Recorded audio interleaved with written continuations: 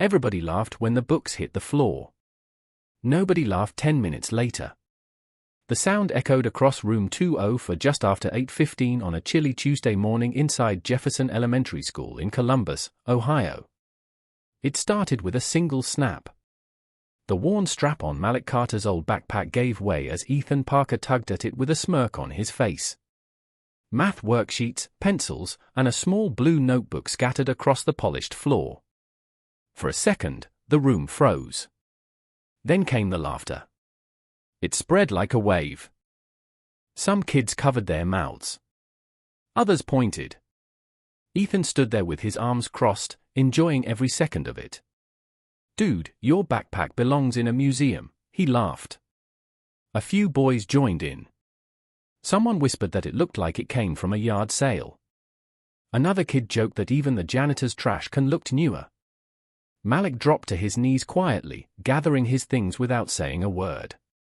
His fingers moved carefully, almost protectively, as if the old backpack mattered far more than anyone could understand. His face stayed down.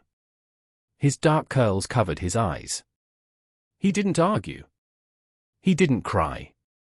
He just kept picking up his books one by one. Near the windows, Emily Brooks stopped writing and stared in disbelief.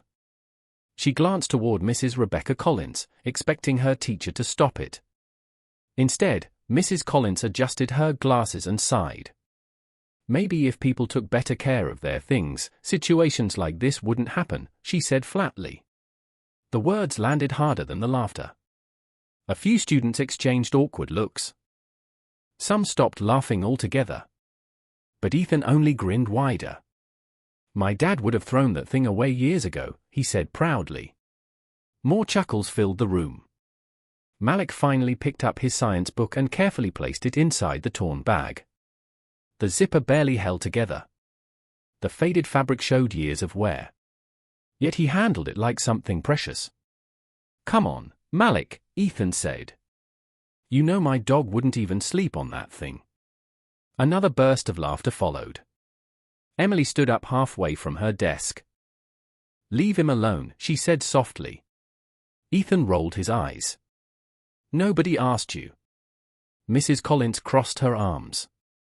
"Everyone sit down. We have a lesson to start." But there was no warning. No consequence. No apology. Just silence wrapped inside authority. Malik returned to his seat near the back of the room. He kept his eyes on his desk. Outside, cold November wind rattled the classroom windows. Inside, the air felt heavier than before. And while everyone thought they had just laughed at an old backpack, none of them realized they had mocked something far more valuable. And before the school day ended, a woman would walk through those doors and change everything. The bell rang and the class moved on, but Malik Carter barely heard Mrs. Rebecca Collins explaining fractions. His eye stayed on the worn backpack resting beside his chair. The faded black fabric had been patched twice with thread that his mother had carefully sewn late at night. The zipper no longer closed completely, and one of the side pockets leaned awkwardly to the left, but Malik never complained. He never asked for a new one. He never asked for anything. At 10 years old, he already understood that his mother worked long hours and spent more time on airplanes than at home. Some weeks she called from New York.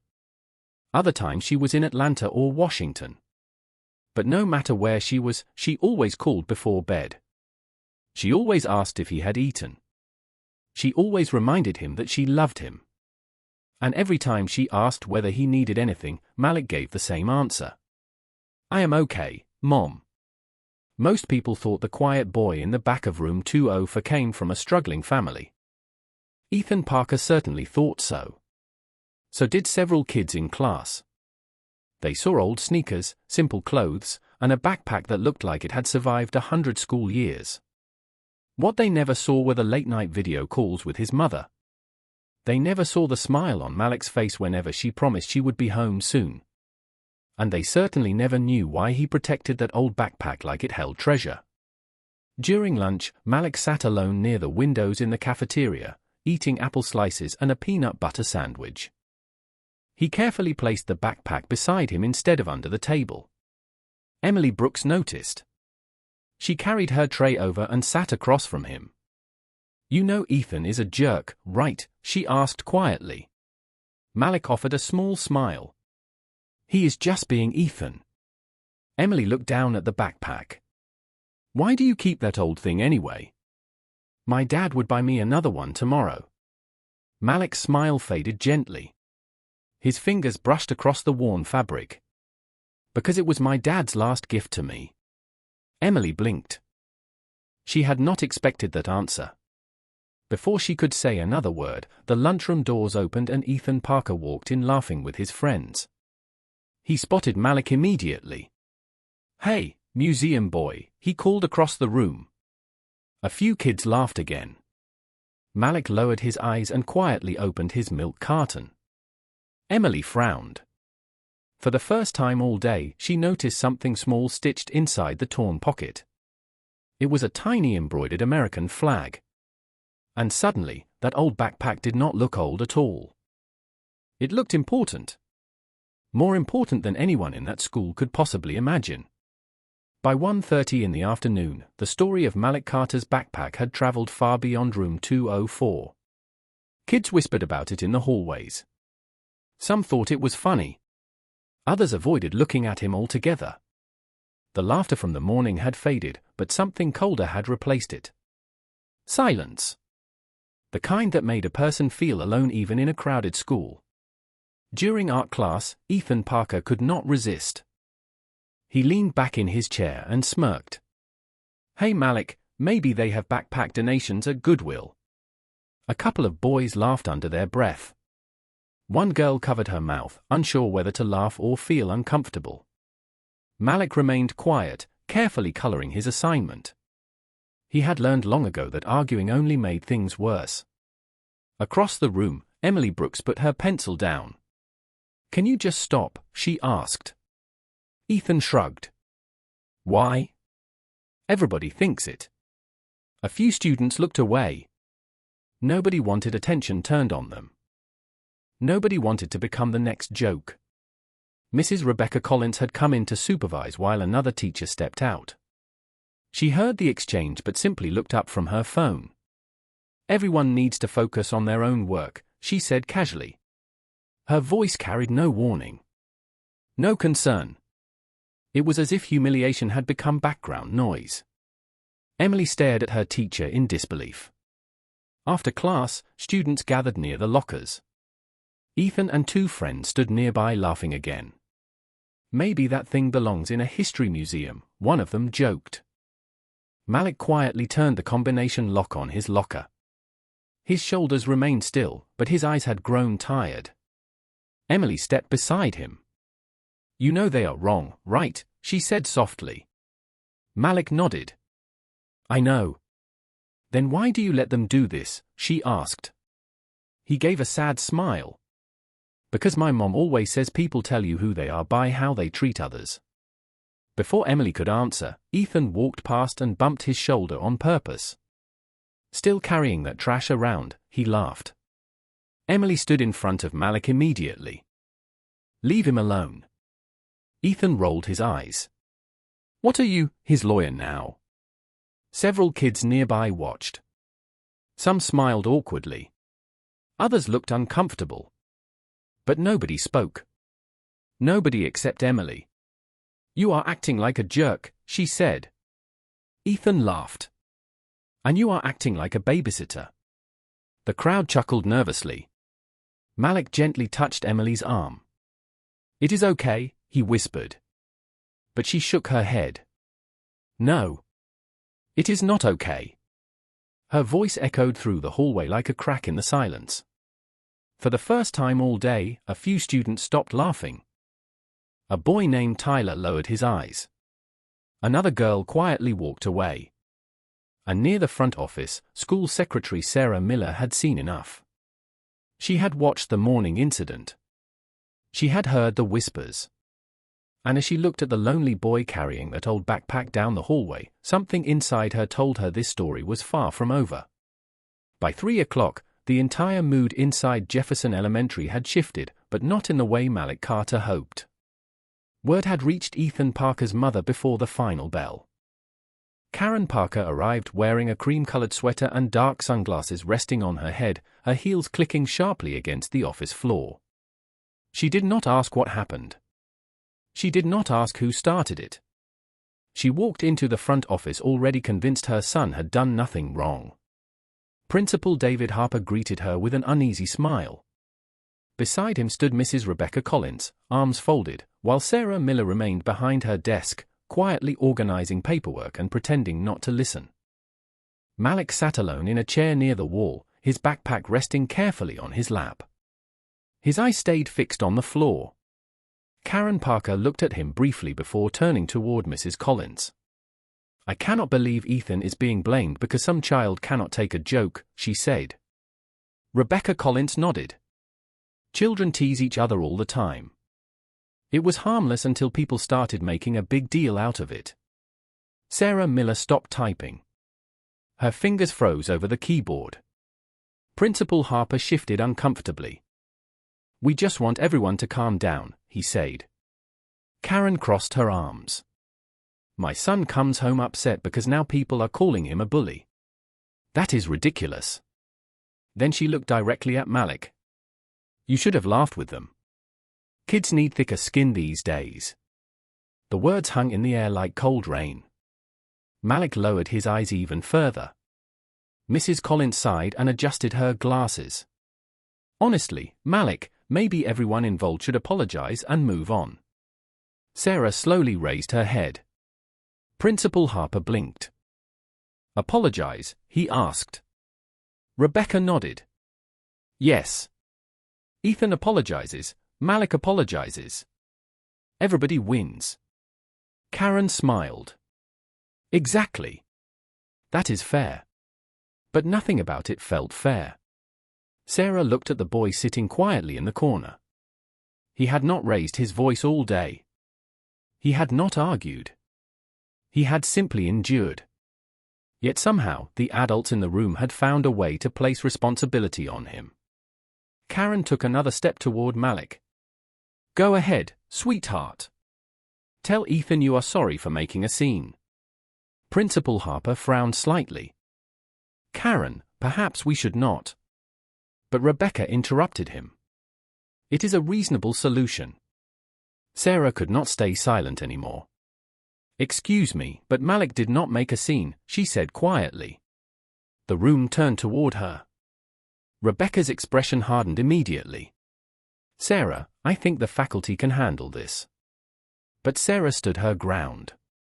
"I watched that boy walk through this office all day. He has done nothing except stay respectful." Karen laughed softly. "You are taking this too seriously." Sarah looked at Malik again. His small fingers were wrapped around the old backpack as if he feared losing it. Something about that image broke her heart. Outside, clouds gathered over Columbus as the November afternoon darkened. Inside the office, an uncomfortable silence settled over everyone. And sitting quietly in the corner, Malik Carter finally realized that the adults were asking him to apologize for something he never did. The office meeting ended without a solution, but the damage had already settled deep inside Malik Carter. Principal Harper stepped away to answer a phone call, and Karen Parker left with Mrs. Rebecca Collins to discuss dismissal procedures. Sarah Miller remained behind her desk, watching quietly as the boy sat alone near the window. Outside, the November sky had turned gray, and the first drops of rain tapped softly against the glass. Malik held his backpack tightly against his chest. His fingers traced the small embroidered American flag stitched near the pocket. It was almost worn away now, but he knew every thread by heart. Sarah walked over carefully. "Sweetheart, are you okay?" she asked softly. Malik nodded, but his eyes told a different story. "I am fine," he whispered. Sarah sat beside him. "You do not have to be brave all the time." For a moment, he said nothing. Then his voice grew quiet. "I do not want Mom to worry." Sarah smiled sadly. "She loves you. Mothers worry anyway." Those words unlocked something inside him. He looked down at the backpack and remembered another rainy day years ago. He had been 6 years old, sitting in the driveway while his father, Sergeant Marcus Carter, loaded suitcases into the trunk before deployment. His father had crouched down with a smile and handed him the backpack. "Take care of this for me, buddy," he had said. "And while I am gone, you be the man of the house." Malik remembered laughing because the backpack looked too big for him. He remembered his father's hug. He remembered the smell of coffee and rain. And he remembered waiting for him to come home. But Sergeant Marcus Carter never did. The folded flag, the medals, and the photographs were all that remained. Since then, the backpack had become something different. It was no longer just fabric and zippers. It was his father. It was memories. It was love. Sarah noticed tears forming in his eyes. "Malik," she whispered. He looked up. "Everybody thinks it is garbage." His voice trembled. "But Dad gave it to me. I do not want another one." Sarah's eyes filled with tears. Before she could answer, Mrs. Collins returned. "Malik, your ride should be here soon," she said impatiently. "And I hope tomorrow we can all put this behind us." Malik lowered his eyes again. Sarah clenched her jaw but stayed silent. When Mrs. Collins walked away, the office became quiet once more. Finally, Malik reached into his pocket and pulled out his phone. His hand shook slightly as he searched for one contact. He stared at the screen for several seconds before pressing call. 3 rings later, a familiar voice answered. "Hey baby, I was about to call you. How was school?" Malik swallowed hard. His voice cracked. "Mom." There was immediate concern on the other end. "Malik, what is wrong?" He closed his eyes. "Mom, can you come?" And 300 miles away, Dr. Vanessa Carter stopped everything. 300 miles away in Washington, D.C., Dr. Vanessa Carter had been standing at a podium preparing to address a conference on education reform when her phone rang. The moment she heard her son's trembling voice, nothing else mattered. She stepped away without explanation. 30 minutes later, she was in the back seat of a black SUV heading straight to the airport. By 5:20 in the evening, rain covered the streets of Columbus and darkness had settled over Jefferson Elementary. Most parents had already picked up their children.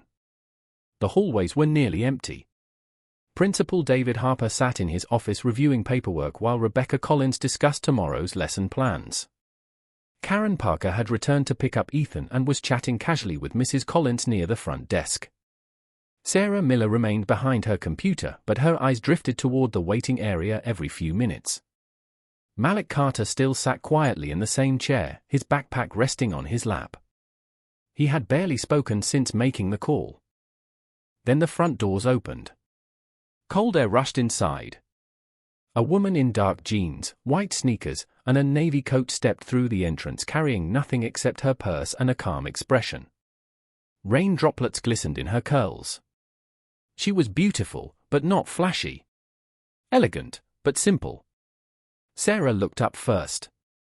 Something about the woman's presence changed the room immediately. She walked with quiet confidence, her eyes searching only for one person. Malik stood up instantly. "Mom." The word escaped him like relief. Vanessa Carter smiled softly and opened her arms. Her son rushed into them, and for a moment, the rest of the room disappeared. She held him close and kissed the top of his head. "I am here, baby," she whispered. "I am right here." Sarah felt tears filling her eyes. Even Principal Harper stood up respectfully, sensing the emotion in the room. But Karen Parker simply folded her arms.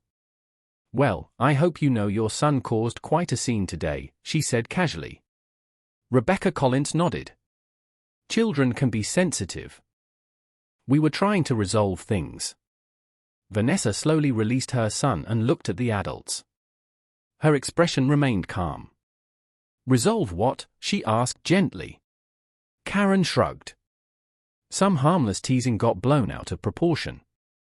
Rebecca adjusted her glasses. "We thought mutual apologies would be best." Vanessa blinked once. Mutual apologies. Principal Harper shifted in his chair. Sarah lowered her eyes. Malik hugged the old backpack tighter. Then Vanessa noticed it. She saw the damaged strap. She saw the worn fabric. And she saw her son's fingers trembling around it. Her eye softened for a brief second before becoming still. She looked back at the adults in front of her. Who, she asked quietly, asked my son to apologize? The room fell silent. Even the sound of rain against the window seemed to stop. Because none of them knew that the woman standing before them was not simply a worried mother. And none of them were prepared for what was about to happen. The silence inside the front office stretched for several long seconds. Rain continued falling outside, but nobody moved. Dr. Vanessa Carter stood beside her son with one hand resting gently on his shoulder. Her voice had never risen. She had not shown anger. Yet somehow, the entire atmosphere inside Jefferson Elementary had changed. Karen Parker laughed softly and shook her head. Nobody accused him of anything serious.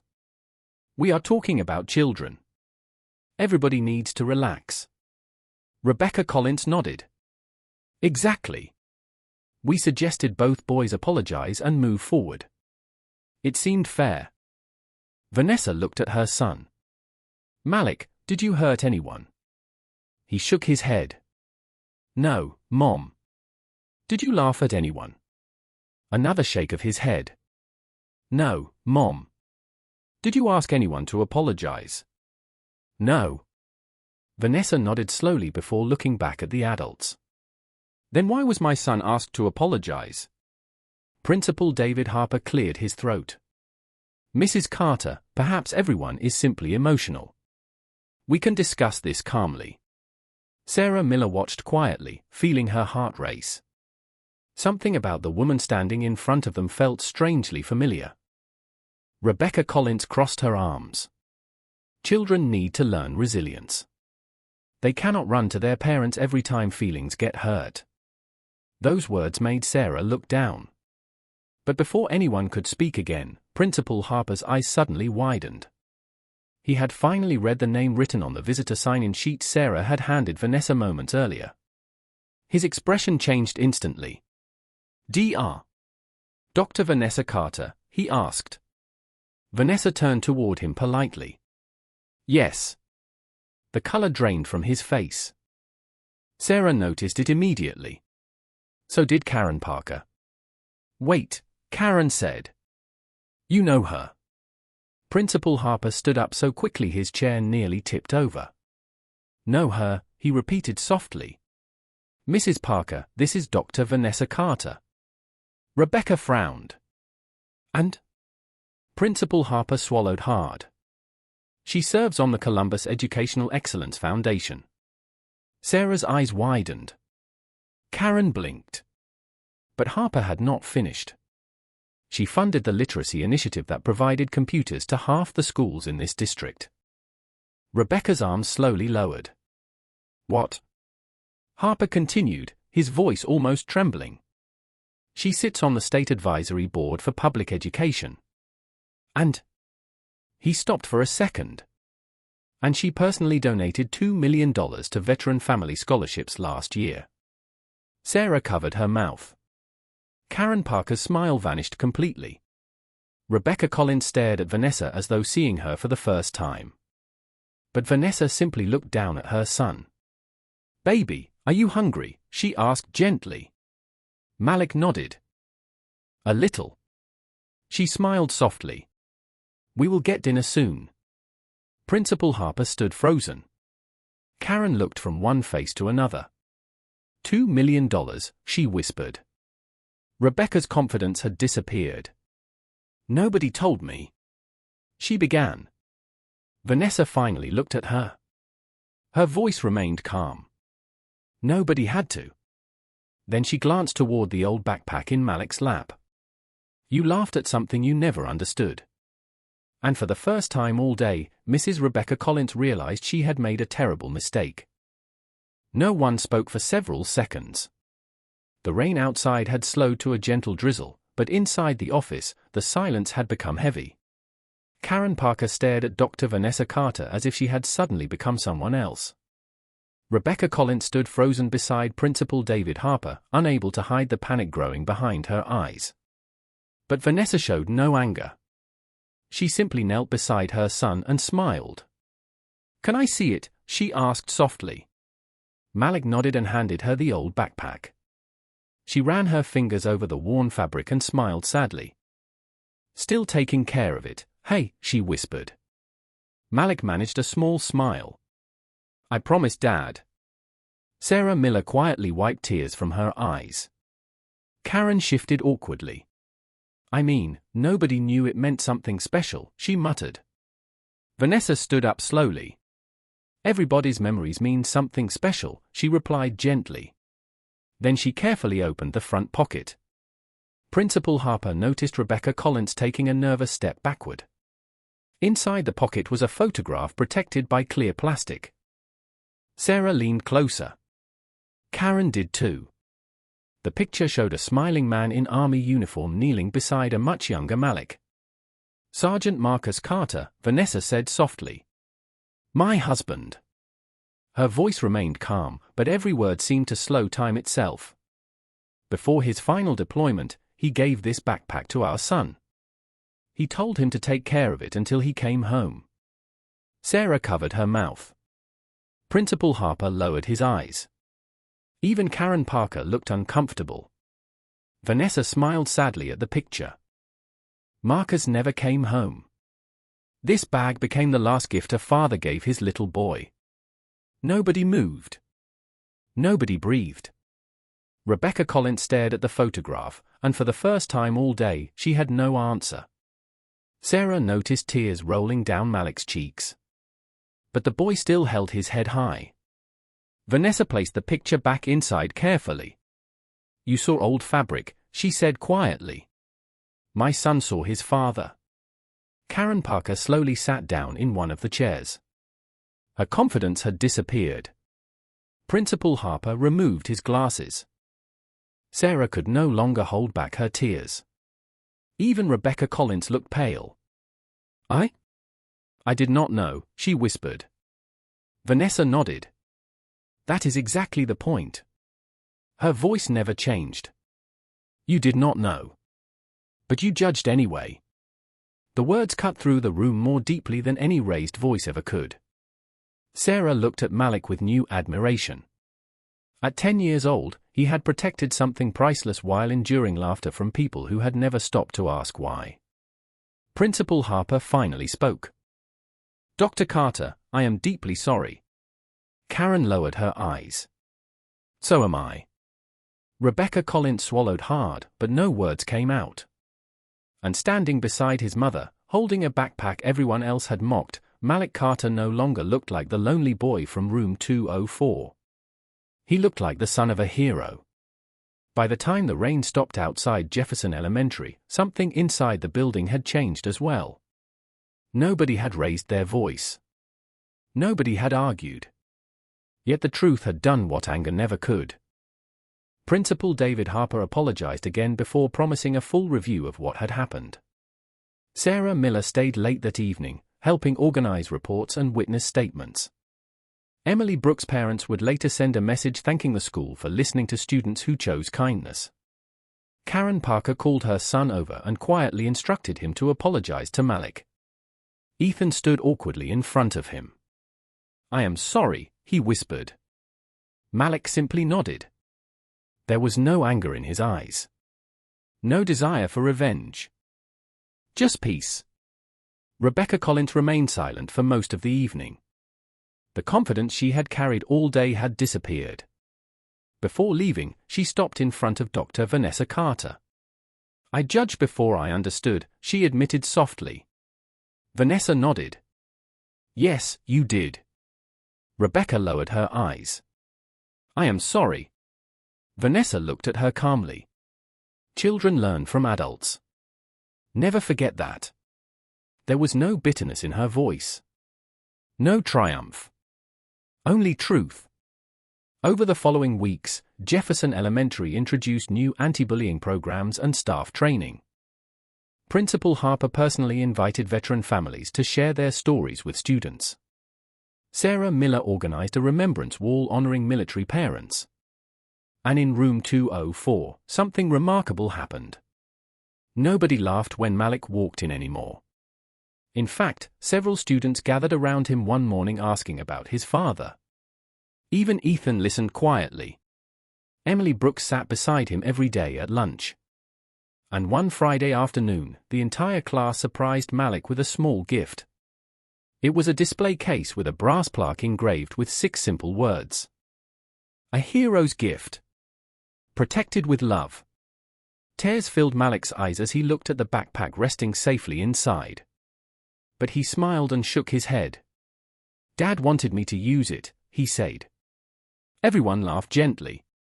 The good kind of laughter.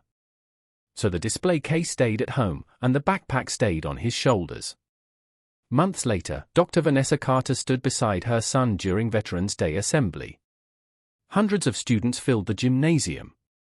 She stepped to the microphone and looked across the room. "People often think respect should be earned through money, titles, or appearances," she said. "But dignity belongs to every person before they prove anything." The gym fell silent. Then she smiled at Malik. "They saw a torn backpack," she continued. "My son saw his father. And that is the difference between judgment and love." Beside her, Malik stood a little taller. Not because people finally knew who his mother was. Not because they knew about donations or titles. But because he had learned something far more important. He had learned that memories cannot be measured, love cannot be replaced, and true strength does not come from what people say about you. It comes from knowing who you are. As they walked out together that afternoon, the old backpack rested quietly on his shoulders. Worn. Faded.